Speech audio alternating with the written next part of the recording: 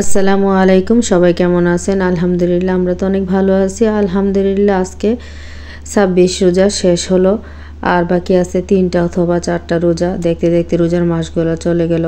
আসলে খুব খারাপ লাগতেছে। রোজার মাস আসলে যেমন আনন্দ কাজ করে, রোজার শেষে ঈদের আনন্দ থাকে, কিন্তু রোজা শেষ হয়ে যাওয়ার দুঃখটা আসলে সবার ভিতরেই কাজ করে। কারণ এই মাসটা হচ্ছে রহমত, বরকত, নিয়ামতের মাস। এই মাসের আনন্দ প্রত্যেকটা পরিবারের, প্রত্যেকটা ঘরে থাকে। তারপরে এখন শুরু হচ্ছে ঈদের আনন্দ। কম বেশ সবাই কেনাকাটা শুরু করে দিচ্ছে, আর অলরেডি হয়তো সবার কেনাকাটা শেষ পর্যায়ে। তবে আমি মনে করি চাওয়াটা যদি আপনার সাধ্যের ভিতরে হয় তাহলে আপনি অনেক সুখী। আর চাওয়াটা যদি আপনার সাধ্যের বাইরে হয় তাহলে আপনি কখনই সুখী হতে পারবেন না।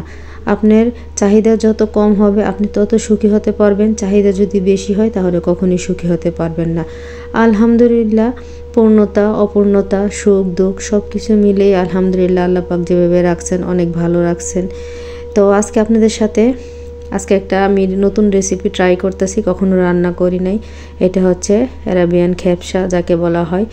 তো মোটামুটি চেষ্টা করছি রেসিপি ফলো করে রান্না করার জন্য, জানি না কতটুকু ভালো হবে। তো এক এক করে সব কিছু এখন রেডি করে রান্না করার জন্য চলে আসছি। অলরেডি মাংসগুলো দিয়ে দিছি, আর এখানে কিছু বাদাম ভেজে নিতেছি। বাদামগুলো একটু ভাজা হয়ে আসলে কিশমিশগুলো দিয়ে দিব। আর এই রান্নাটা মূলত ঘিয়ের উপরই করা হয়, আর আপনি ঘি যত দিবেন রান্নার মজা, রান্নার ফ্লেভার সব কিছুই ভরপুর আপনি পাবেন। তো আমি বরাবরের মতন কাজ করার আগে সব কিছু রেডি করে তারপরে কাজ শুরু করি।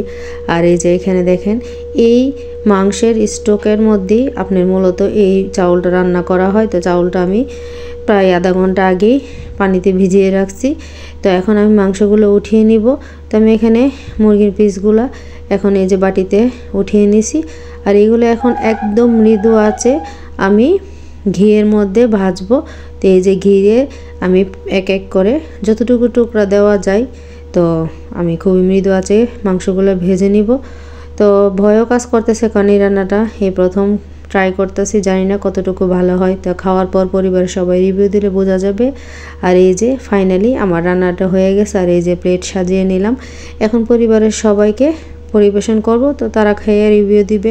তো বরাবরের মতন সবসময় রায়ান রিভিউ দেয়, সে একটু অসুস্থ, সেজন্য আজকে রায়ানের বাবা রিভিউ দিবে। তো ওনার জন্যই আসলে মূলত এই রান্নাটা আজকে করা।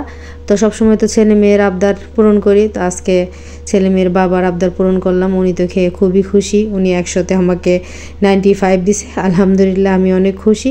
তো সবাই ভালো থাকবেন, অবশ্যই নিরাপদে থাকবেন। আর সবাইকে ঈদের অগ্রিম শুভেচ্ছা, সবাইকে ঈদ মুবারক। আল্লাহ হাফেজ, আসসালামু আলাইকুম।